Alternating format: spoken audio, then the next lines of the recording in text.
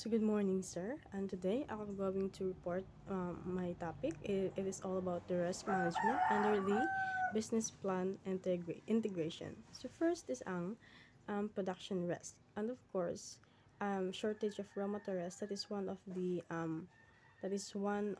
the kanang problems. Labi na kung if you're a businessman or businesswoman nga, mahotdan ka og mga materials for just like for example sa um, uh, you have a product of kanang coco chips katong para sa amo nga when it comes nga kung walay manguha nga mga magsasaka or mga or sa mga lobby or wala kay makuha ang lobby wala kay produce or wala kay ma-process nga product. And second is equipment breakdown, so that is one of the heavy problem, no, kung wala jud kay equipment. So wala gyud kanang lisod ka lisod gyud imong product kung walay complete nga mga equipment. And delays and delivery, and labi na karon ato example karon na nagmahal ang mga gasolina. That is one of the example nga delay o amount, of course dili lang sa gasolina but of course sa mga diskusya dapat yun ipag-ignite, di ba? And poor product quality, kung dili magustuhan sa customer, of course dili gud ma-consume ang imong mga product if your product is not dili siya competitive sa uban mga product. And natural disasters, and of course kana ang atong gingon sa laban sa mga climate, so madelay gud ang mga delivery, lack of skilled workers, and that is one nga dapat nga to i-train, or that is one of the important things nga atong i-train atong mga workers, kung naabgid sila knowledge about the specific area or labi na sa mga product nga atong himuon. At inconsistent supply, and of course kung kuwang-kuwang yung supply, that is one of the production risk nga dili ta makaproduce o dili ta maka-deliver sa atong mga customer. And this risk can disrupt operations na kadto, increase cost, and affect product quality and consumer satisfaction. So matong gingon. Next is ang market risk, changes in customer preferences. And of course, kung dili gud labi na sa packaging, no, that is one of best example nga sa packaging. Kung dili mo ang imong packaging o imong packaging is inconsistent, so dira makita sa mga customer na your product is not good enough nga iwaliya pa or i-transport pa sa into market. Next is strong competition, and of course kung daghan kay mga kompetensya, unsa man it might be happen nga malugi or gamay lang imong ginansya. Low demand, kay kung low demand sa imong product, wala jud kay mahalin. Mao nang that is one of best mindset, no, nga kung unsa ang friend, mausab dapat ang atong ibaligya. Kay di ba we are a Filipino, dapat kung unsa ibaligya sa uban mausab gud kay dira man magkakompetensya, labi na for example sa barbecue. Although they are the same nga mga raw materials, but sa sauce sila magtigi, so that is low demand. Kung mag-product kag low demand, perhaps wala gyud kay mahalin. And economic downturns, and of course ang imong price sub, that is one of the kanang example, no, ang imong price kung mahal sab, and dili pud dapat, and of course wala gyud mo malit sa imo, labi na kung kakompetensya nga daghan or parehang mo product pero gamay lang sa iya tas imo kay mahal, so it might happen nga gamay lang yun ang imong ginansya. And negative customer feedback, of course dapat gyud kung ay imong product, the best example is ang packaging, no, and of course not just only the packaging but also the inside or kanang imong product gud ba, the product itself, or of course the packaging itself, dapat gyud okay ang lasa, okay ang packaging. Kay di ba ang packaging, that is one of the best nga to attract the customer na this product is lami siya, labi na sa pagtan-on nila sa packaging. And changing market trends, so mga to kong giingon, kung mag-change na pod, wala wala po kay makuha nga mga income, wala kay makuha nga income, kay just like for example no, sa akong ganiha nga barbecue. Kung ang barbecue dili na mo lago or dili na siya friend, so kay nanaan po nakita nila nga mga lain product nga mas okay pa ato. So that is the way na mag-change sa pagka kay para ang imong ang mindset mo sa Filipino gud, di ba? Kung unsay friend mausab, di ba? Dili para sa lain country nga kung unsay friend ug unsa po ang wala na nga natin nga product kung pabilin nga gyapon sila, di ba? Dili pa sa Philippines nga kung unsay friend hala adto dito. Just like for example sa quick-quickan, I rather is sa street foods. Kung unsay friend, kung unsa po'y consumable, mao pod ang ipamaligya sa mga Pilipino. Okay?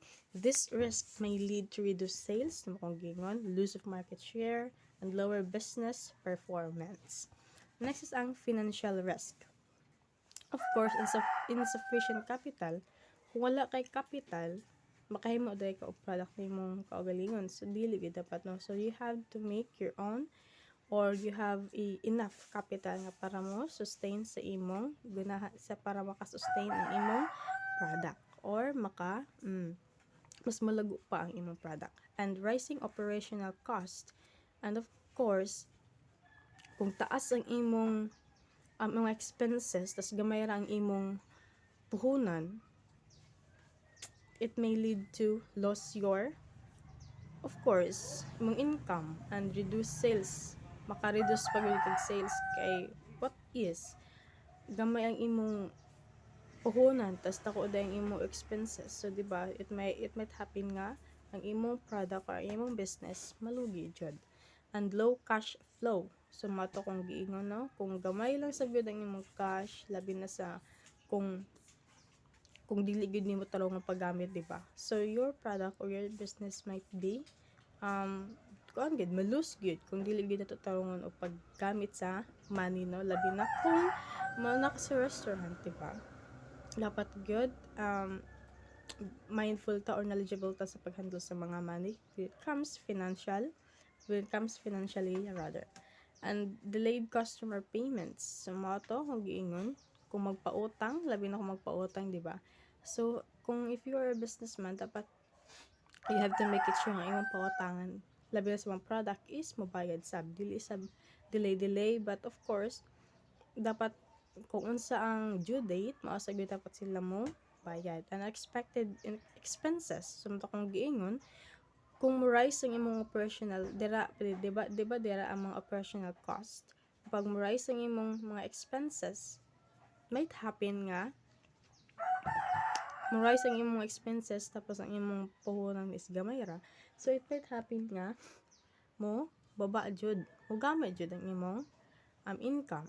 And poor financial management. So that's mato kong giingon. That is one of the best knowledge or management nga dapat nato i-address when it comes for financial management. Kay of course kung wala kay knowledge or wala kay budgetary plan, of course ang imong mga product or imong business is malugi good. So this risk can cause cash shortage, financial instability, and potential business failures. Mato kong giingon. And of course kung naay risk, naapoy makaagap sa risk. That is the mitigation strategies. So first is ang production risk management. So mato kong giingon, maintain reliable suppliers. Mato kong giingon, mo ni ang mga para maagapan nato ang mga risk sa atong mga product. So these are the idea no kay para ma-lessen or dili na malugi sa atong mga business.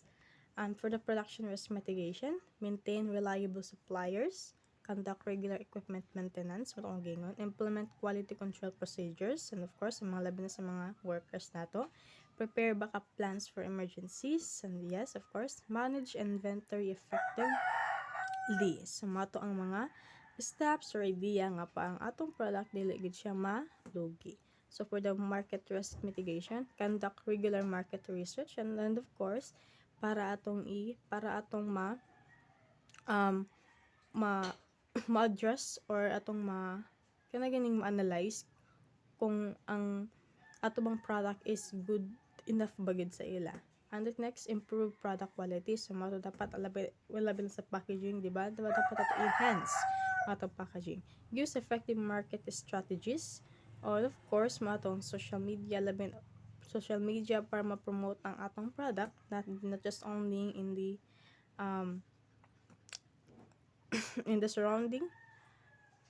Yes, in the surrounding, but of course we have to use social media platforms, ano, diba? Labi na sa karon nga mga generation, daghan nga mga social media nga atong magamit for to introduce or to promote our product. And monitor and respond to customer feedback. And of course, kaya kung wala mga feedback, dapat yung feedback no kung sa pang atong enhance sa atong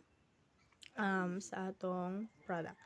And for the financial risk mitigation, prepare detailed budget. Samtang akong gingon, monitor cash flow regularly. Dapat yun kung unsa ang mga puhon ay kung unsa ang income gid nato, dapat gid nato i-monitor, di ba? And maintain emergency savings. And of course, keep accurate financial records.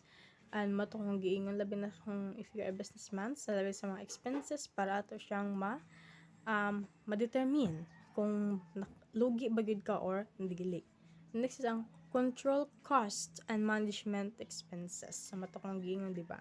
Control cost and management expenses. Naa kay financial management or naa kay budgetary plan. And of course, effective risk management helps the business minimize losses, seize opportunities, and ensure long-term stability and growth. So next, we have the sustainability and growth plan. Building a profitable business today while creating a long-term value for our customers, community, and the environment. So first, we have the growth plan. Strategies for expansion and business development. So first is ang product development. Improve existing products and services. Introduce new and innovative offers based on a customer needs. So di pa makunggingon nga kung unsa trend, mausab dapat nga maupod ang ipamaligya sa mga tao, especially sa mga Filipino, di ba? Kung unsa ang para dili ka magbalik po kung dili nga existing nga product, kay di ba kay kung dili existing nga product, so nga ba kay mamalit sa imo? So di ba wala. So you have to make a proper idea or choice kung unsa gud imong ang ibaligya. And market expansion, reach new customer segments, tumatong giingon, explore new geographic areas. Of course, kung malago na ang imong business, you have to make another area na pud, no? Or you have to adapt another area para sa imong business. If your business is already lago na gid, diba? And strengthen online presence and digital marketing. And yeah, that is one of the best promotion.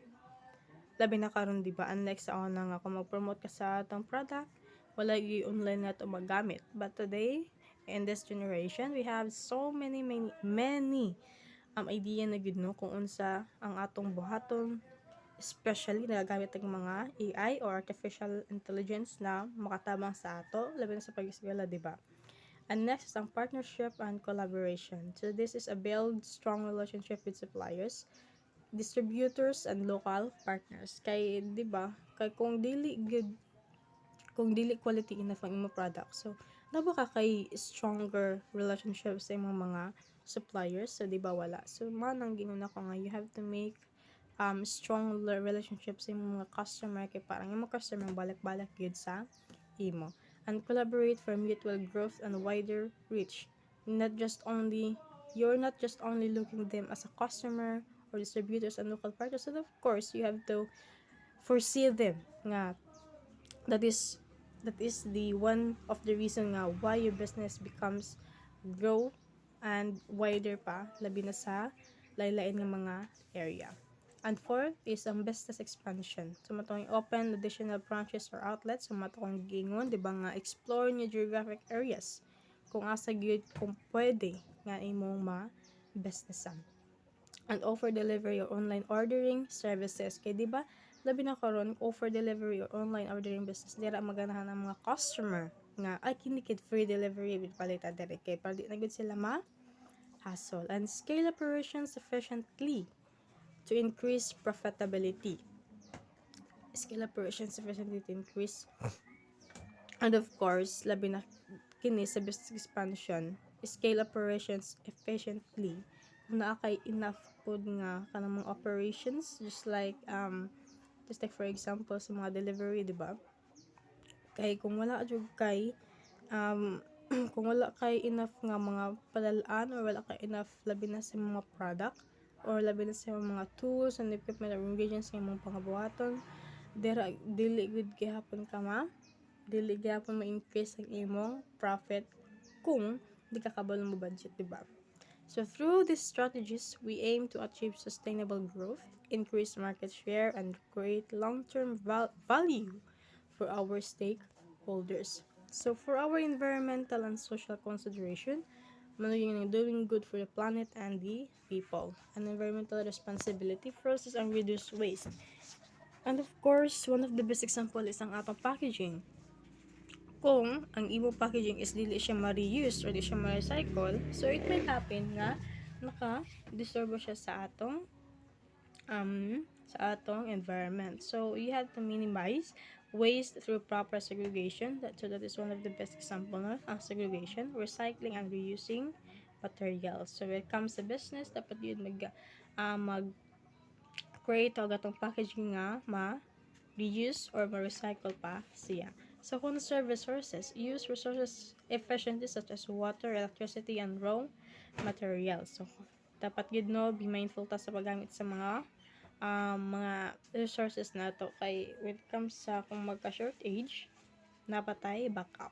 So, eco-friendly practices. Use sustainable and eco-friendly packaging and materials. So, kung giingon nga if you are going to make a business or undergo into a business, dapat gano'n itong packaging is malata siya or ma-reuse pa siya.